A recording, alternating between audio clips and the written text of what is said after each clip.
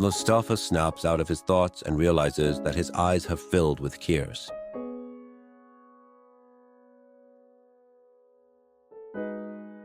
I don't think Morteza is as caught up in this thought as I am.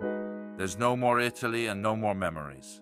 Italy looks like an old sci-fi film full of flood and earthquake-proof homes far from the ground. You can't see the beauty of nature. He tried to persuade me to go, saying we'd live in Italy. Mom and Dad are fine, don't need us. Dad back soon, you'll miss staying behind. Now there's no Italy, I'm neither a mom and Dad doing well. Actually, Dad might be fine. I haven't heard from him, but as long as he was in Iran, things were getting worse day by day. The worst part of the blood feud between two countries is that we can no longer hear from each other.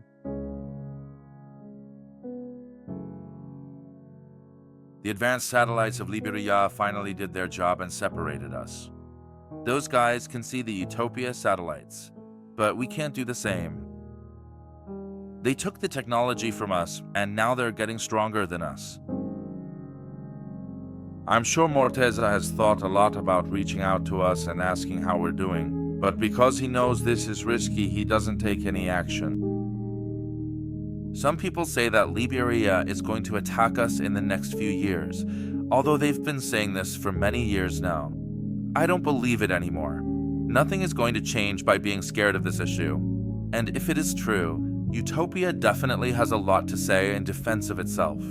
The military parades that are broadcast every week on all the channels can't be ignored.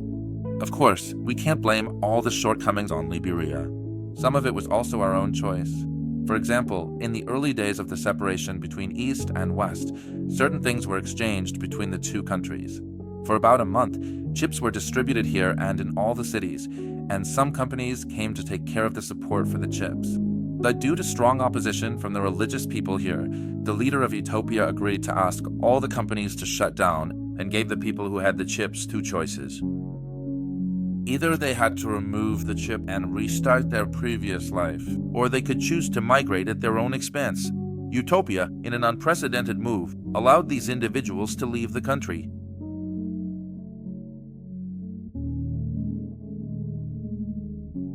It's not that bad here to the point where one would think of going to that artificial, mechanical country. A place where there are no children, life doesn't exist.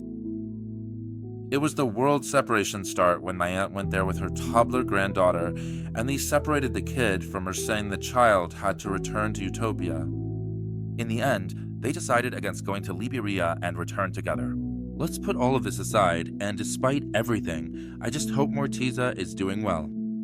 Mostafa, still in the bathroom, after brushing his teeth in the morning, splashes some water on his face and, for a moment, inspects himself in the mirror. It occurs to him that it has been a long time since he trimmed his beard or taken care of himself. Upset and saddened by his aging, he walks toward the living room and sits at the dining table, which has a lot of food on it. He picks up a piece of bread and spreads honey on it and eats it, and then he puts 2 walnuts in his mouth. At that moment, his wife Elsa arrives. Hey, Hi. did you fall asleep late last night? No, but I had a nightmare again. What kind of nightmare did you have? Same old nightmare. War? No. The other nightmare.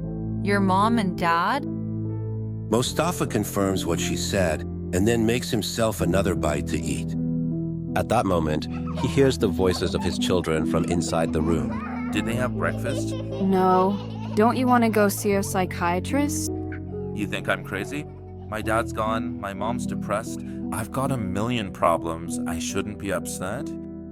Elsa becomes upset and sits silently. Will you please take the kids? Yeah. Is it getting late? Yeah.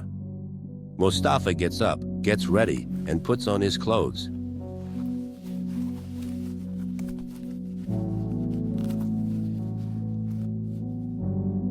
After he arrives at his workplace, he sits at a desk inside a kiosk in the middle of a large hall with a long line of people in front of it. Above the kiosk, a sign is posted, "Petition Writer." Mostafa sits at the kiosk behind his small desk and listens to the voices of people coming through a relatively advanced speaker installed inside the kiosk. He checks to see if the old robot inside the kiosk is properly hearing and recording their words. Though he tries to keep his life normal and appear happy, hearing the sorrow and suffering of people who see nothing but failure in their future makes him feel worse day by day. There have been many times when he wished to end his life, but in those moments, he would remember the faces of his children and wife, and of course, his desire to see his brother again. While working, someone knocks on his kiosk, someone who seems to have business with him. Mostafa initially refuses to let him inside the kiosk, but after his insistence, he opens the door. The man, holding a leather bag, asks him to put his holiday bonus inside.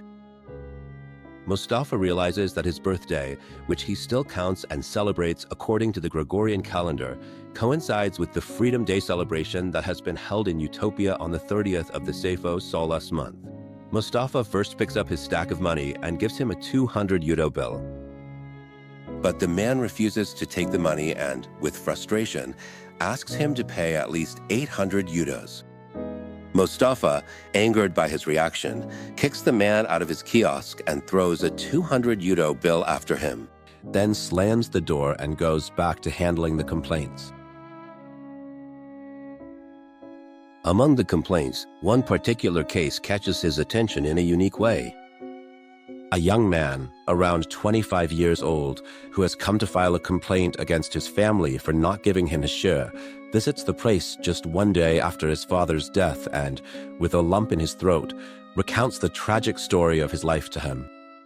I hadn't seen my dad for a few years, but he has definitely left me an inheritance. I'm sure. If it weren't for my mom's approval, no one would have dared to do this to me. They all want to gang up and take what's mine just because I stopped talking to them for 2 years and went on with my life. The young man continues to complain, and Mostafa, for a moment, recalls his beloved family that has fallen apart, that after a while, he snaps out of the thought. Got it, sir. Please head to the next room. You'll be guided there.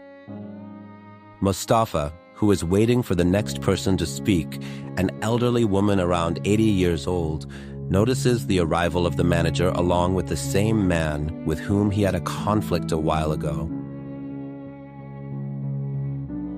The manager approaches him quickly and angrily, trying to open the door, but since the door is locked from the back, it doesn't open. The manager, who is very angry, knocks loudly on the kiosk door several times, and Mostafa quickly opens the door. Mr. Mostafa, I didn't expect this from you. But Mr. Manager, how much do I even earn that he thinks he can decide how much holiday bonus I should give? Did you set the amount? No way. What did you do with that 200 I gave you? Which 200 exactly? You liar. That's enough. Mostafa, just give him a 200. That will be sufficient. The man sees the manager focuses on Mostafa, then gives Mostafa a sarcastic smile. After the manager turns to look at him, his face goes back to normal. I wouldn't give this person a single penny. Either you pay him or pack stuff and leave. Mostafa falls silent, and the manager leaves. The man stands alone, hoping that Mostafa will change his mind. But once Mostafa, lost in his thoughts, sees him, he shouts, Go away, freeloader. The man walks away, and Mostafa carefully puts his essentials into his bag, stands up, takes one last look at the kiosk, and then leaves.